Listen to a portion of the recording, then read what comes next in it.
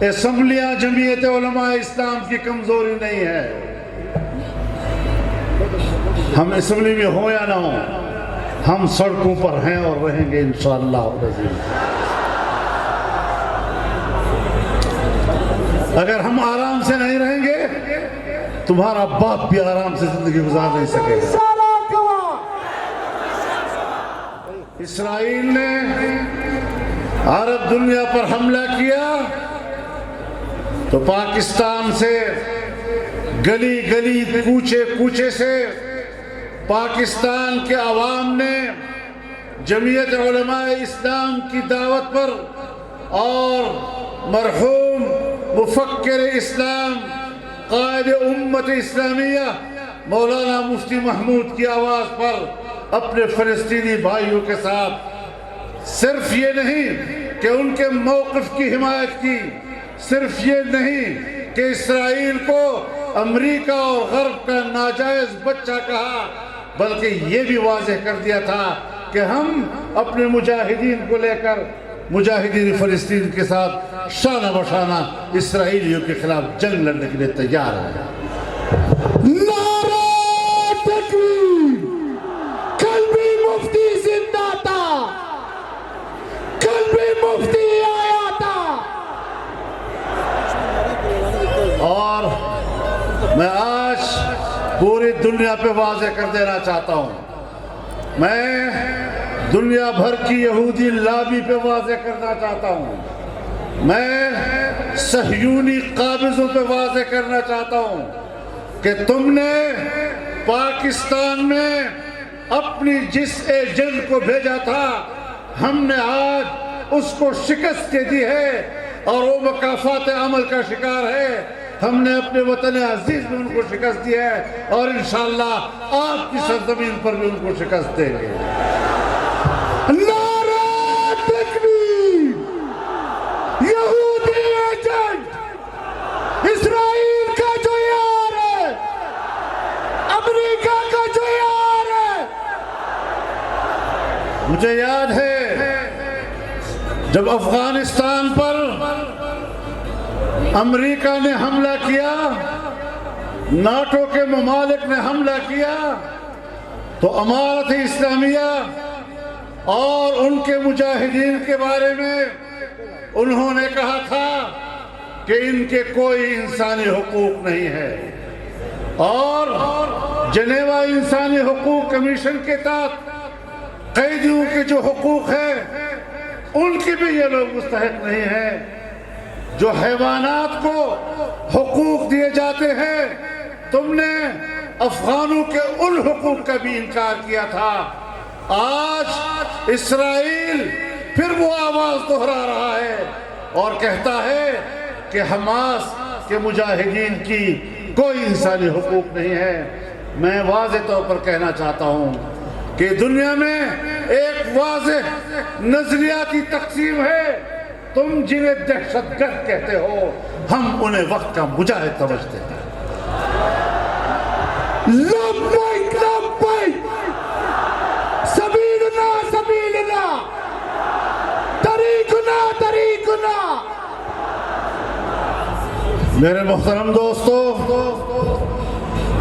امریکہ اب super power نہیں رہا، اب وہ سپر طاقت نہیں.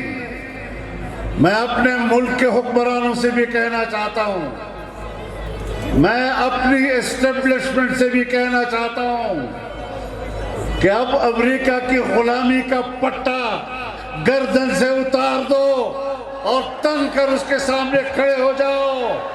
آپ کے ایمان کا تقاضا ہے، ایمانی اخوت کا تقاضا ہے.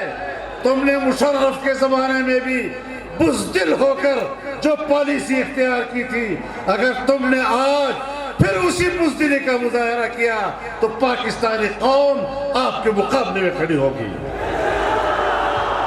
نعرہ تکبیر! ذرا غیرت کا مظاہرہ کیجئے، اسلامی اخوت کا مظاہرہ کیجئے.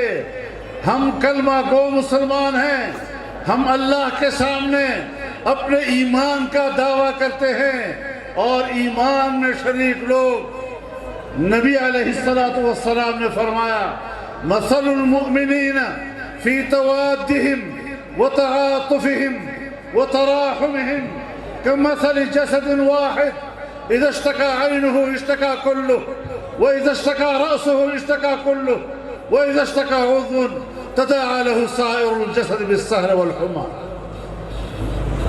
ایمان والوں کی مثال ایک دوسری کی تائید کرنے، ایک دوسری کی ہمدردی کرنے، ایک دوسرے کے ساتھ یکجہتی کرنے میں ایسی ہے جیسے ایک جسم، اگر جسم کی آنکھ میں درد ہے تو پورا جسم بے قرار ہوتا ہے، اگر جسم کے سر میں درد ہے تو پورا جسم بے قرار رہتا ہے، اگر جسم کے کسی حصے میں بھی درد مچل رہا ہو پورا جسم ساری رات بے قرار رہتا ہے اور بخار کی کیفیت سے دوچار ہوتا ہے۔ کیا ہماری آج وہ کیفیت ہے؟ میری نظر صرف پاکستان پر نہیں، میری نظر پوری اسلامی دنیا پر ہے۔ میں تمام اسلامی دنیا میں حکمرانوں کی سطح پر بے حسی دیکھ رہا ہوں۔ مودی تو کھل کر اسرائیل کے ساتھ کھڑا ہے، مودی کے مقابلے میں پاکستان کے حکمران میں یہ جرأت کیوں نہیں کہ وہ کھل کر کہہ سکے کہ ہم غزہ کے مسلمانوں کے شانہ بشانہ کھڑے ہیں۔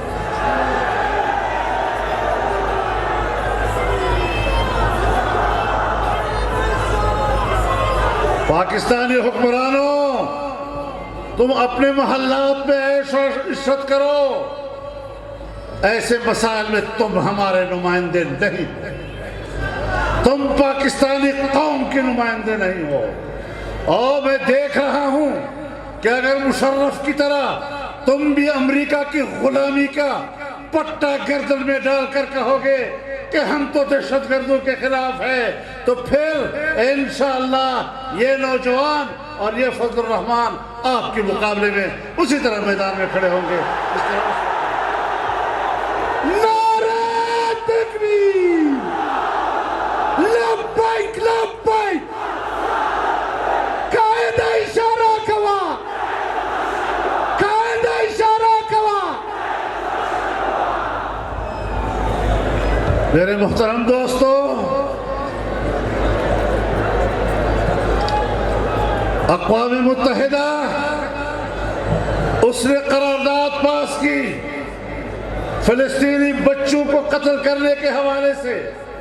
ہزاروں بچے شہید ہو چکے ہیں، ہزاروں چھوٹے چھوٹے بچے لاوارث ہو چکے ہیں، مائیں اپنی زندگی کی قربانیاں دے چکی ہیں، بہنیں اجڑ چکی ہیں، خاندان تباہ ہو گئے ہیں، پورا شہر ملبہ بن گیا ہے۔ کیا دنیا کو کہیں بھی انسانی حقوق نظر نہیں آ رہے؟ کیا دنیا کو اسرائیل کے یہ مظالم نظر نہیں آ رہے؟ کیا ظلم اور تشدد کا مستحق صرف مسلمان ہے دنیا میں؟ ہر ایک آئے ہم پہ حملہ کرے، ہر ایک آئے افغانستان کو بارود کا نشانہ بنائے، بارود کی آگ برسائے، ہر ایک آئے عراق پر بارود برسائے، ہر ایک آئے لیبیا پر بارود برسائے، ہر ایک آئے اسلامی دنیا پر دباؤ ڈالے، اور اس کے باوجود یہ جمہوریت کی بات کرتے ہیں، یہ قوموں کی آزادی کی بات کرتے ہیں، یہ قوموں کی حریت کی بات کرتے ہیں۔ کس بات پر قوموں کی حریت کی بات کرتے ہو؟ تم نے تو، ہمارے حکمرانوں نے تو ہمیشہ 14 اگست کی آزادی کی نفی کی ہے۔ سارا سال ہم غلامی کرتے ہیں، ایک دن کے لیے ہم آزادی کا دن بناتے ہیں۔ ہم نے اس غلامی سے پاکستان کو بھی نکالنا ہے۔ ہم 300 سال انگریزوں سے غلامی کے لیے نہیں لڑے ہوئے۔ ہماری ایک تاریخ ہے میرے بھائیوں، 150 سال تک انگریز کے تسلط کے خلاف میرے اکابر و اسلاف لڑے ہیں، میرے بزرگ لڑے ہیں۔ شہدائے بالا کوٹ اس کی گواہ ہے۔ حاجی صاحب ترنزئی کی قبر اس کی گواہ ہے، اسیر مالٹا کا قبر اس کی گواہ ہے۔ یہ ساری تاریخ ہماری وہ تاریخ ہے جب ہم نے آزادی کی جنگ لڑی تھی، آزادی و حریت کی جنگ لڑی تھی۔ اگر ہم آج فلسطین کے مظلوم عوام کا ساتھ نہیں دیں گے، ان کے مجاہدین کا ساتھ نہیں دیں گے، تو پھر تسلیم کر لینا چاہیے کہ ہم کل بھی غلام تھے اور ہم آج بھی غلام ہیں۔ کیا آزادی کی بات کرتے ہیں؟ آزادی کی بات صرف ہم کر سکتے ہیں اور صرف ہم۔ میری تاریخ آزادی کی ہے، میری تاریخ میری آزادی کے لیے قربانیوں سے بھری پڑی ہے۔ اس خطے میں سیاسی تاریخ میری ہے، تمہاری کوئی تاریخ ہی نہیں ہے۔ جب تم انگریز کو سلوٹ کر رہے تھے تو میں انگریز کی گولی سینے پہ کھا رہا تھا۔ مجھے تمہاری تاریخ بھی معلوم ہے، مجھے اپنی تاریخ بھی معلوم ہے۔ ایک زمانے میں جنرل مشرف صاحب نے مجھے کہا، مولانا صاحب مان لو نا، حقیقت ہے کہ ہم امریکہ کے غلام ہیں۔ میں نے کہا اس میں تو کوئی شک نہیں کہ ہم امریکہ کے غلام ہیں، لیکن اس حوالے سے دو کردار سامنے ہیں۔ ایک کردار ہے آپ کے اکابر کا، ایک کردار ہے میرے اکابر کا۔ آپ کے اکابر کا کردار یہ کہ تم نے غلامی قبول کر لی، اور میرے اکابر کی تاریخ یہ کہ میں غلامی کے خلاف جہاد لڑ چکا ہوں۔ آج بھی تمہیں اپنے آباء و اجداد مبارک، مجھے اپنے آباء و اجداد مبارک۔